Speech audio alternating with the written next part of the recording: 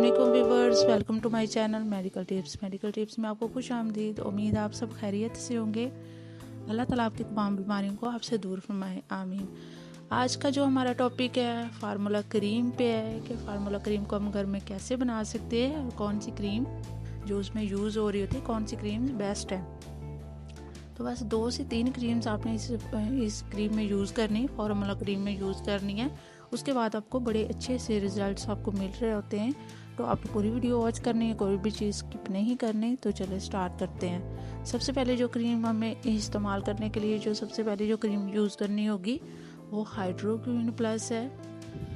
वो आपने एक बाउल के अंदर आपने अच्छी तरह उसमें डाल देनी है। उसके बाद जो सेकंड नंबर पे क्रीम आती है वो आपने ग्लोबोवेट लेनी है। आपने क्रीम ही यूज़ करनी है, को उसके अंदर ऐड कर देना है। पहले वाली क्रीम के अंदर आपने बाउल के अंदर उसको ऐड कर देना है अच्छी तरह। और थर्ड नंबर पे आपने उसके अंदर कोई भी जो आप लोशन यूज़ कर रहे हो, मॉइस्चराइज़र जो भी यूज़ कर रहे हो, आपने वो उसमें 1 टेबल स्पून आपने वो ऐड करना है। और ऐड करने के बाद आपने 3 से 4 जो वाइटनिंग कैप्सूल आपको बाज़ार से मिल रहे होते हैं, 5 से 10 रुपए का जो मिलता है, वो आपने उसमें 5 ऐड कर देने हैं। 4 से 5 आपने वो ऐड करने हैं। उसके बाद आपने उसको अच्छी तरह मिक्स करना है। और मिक्स करने के बाद आपने कोई भी अच्छा सा जार लोगे आप जो एयर फ्री होगा, उसके अंदर आपने उसको फिल करके तो रख देना है।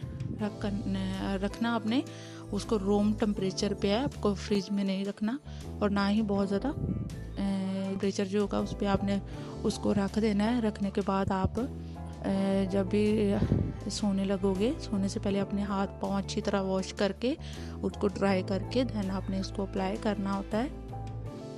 और अप्लाई करने के बाद आप सो जाते हो। इस तरह आप जब 3 दिन तक इसका यूज़ करोगे तो आपको इसके रिज़ल्ट्स नज़र आना शुरू हो जाएंगे।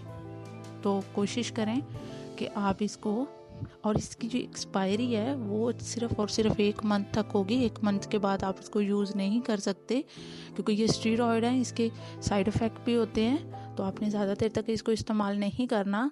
और इसका इस्तेमाल जो आपने करना है वो जहाँ पे ज़्यादा डार्क स्पॉट हैं, जहाँ पे नकल वगैरह पे आपने ज़्यादा इसका इस्तेमाल करना है।